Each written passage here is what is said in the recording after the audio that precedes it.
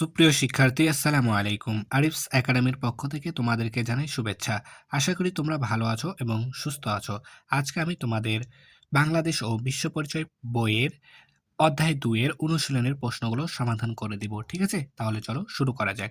তো প্রথমে আমরা ক নাম্বারটা সমাধান করব। তো ১ নাম্বার দেখো বলছে কি সঠিক উত্তরের পাশে টিক চিহ্ন দাও। ঠিক আছে?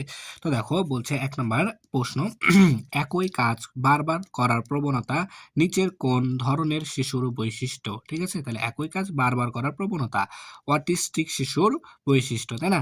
তারপর দেখো ২ নাম্বার সমতা ভিত্তিক শিখন পরিবেশে ছেলে মেয়ে উভয়ের মধ্যে কি তৈরি হয়? তাহলে কি হয়? নিরাপত্তা বোধ তৈরি হয়, তাই না? তাহলে সমতা ভিত্তিক শিখন পরিবেশে ছেলে মেয়ের উভয়ের মধ্যে কি নিরাপত্তা বোধ তৈরি হয়। তোমরা যারা এই শীটটা নিতে চাও তারা চাইলে আমার সাথে হোয়াটসঅ্যাপে যোগাযোগ করতে পারো। তোমাদেরকে আমি তাহলে পিডিএফটা দিয়ে দিব। ঠিক আছে? শুধুমাত্র ৩০ টাকা পেমেন্টের মাধ্যমে তোমরা এই শীটটা নিয়ে নিতে পারবা। এই শীটে তোমার ১ থেকে ৫ অধ্যায় সকল প্রশ্নের সমাধান করা আছে। ঠিক আছে? ১ থেকে ৫ অধ্যায় অনুশীলনের যতগুলো প্রশ্ন আছে সবগুলো সমাধান করে দেওয়া আছে। ঠিক আছে? তো তোমরা যারা পিডিএফটা নিতে চাও তারা আমার সাথে হোয়াটসঅ্যাপে এখানে যোগাযোগ করতে পারবা। ঠিক আছে?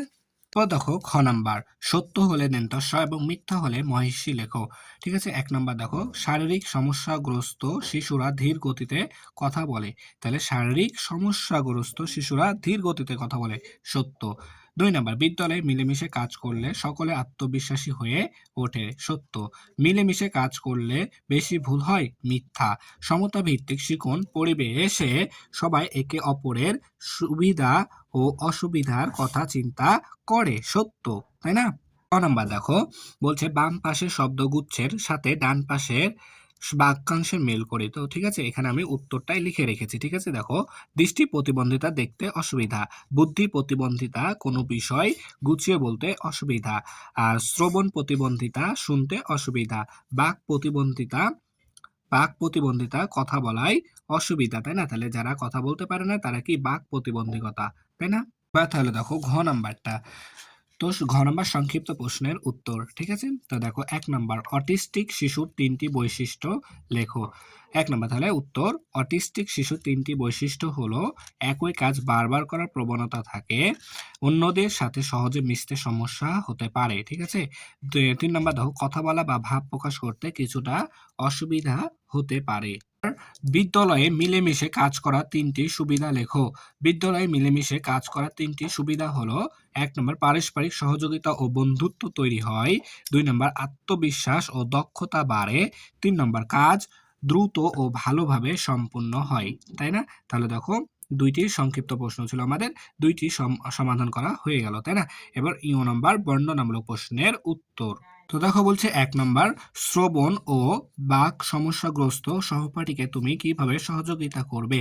শ্রবণ ও বাক সমস্যাগ্রস্ত সহপাঠীকে আমরা যেভাবে সহযোগিতা করব তা হলো ১ নাম্বার ধীরে ও স্পষ্টভাবে তার সাথে কথা বলবো, প্রয়োজন হলে ইশারা বা লেখার ব্যবহার করে যোগাযোগ করব, তাকে ক্লাসের কাজে সাহায্য করব, তাকে নিয়ে হাসি ঠাট্টা করব না, তার কথা মন দিয়ে শুনবো ও সম্মান দেখাবো, তাকে সবার সাথে মিশতে উৎসাহ দেব, শিক্ষকের প্রয়োজন হলে জানাবো, তাই না? তাহলে দেখো আমাদের কিন্তু সবগুলো প্রশ্নের সমাধান করা হয়ে গেল। ঠিক আছে? তাহলে আজকে এই পর্যন্তই। ভিডিওটি ভালো লাগলে অবশ্যই লাইক, কমেন্ট, শেয়ার করতে ভুলবে না এবং পরবর্তী ভিডিও সবার আগে পেতে আমাদের চ্যানেলটি সাবস্ক্রাইব করে রাখো।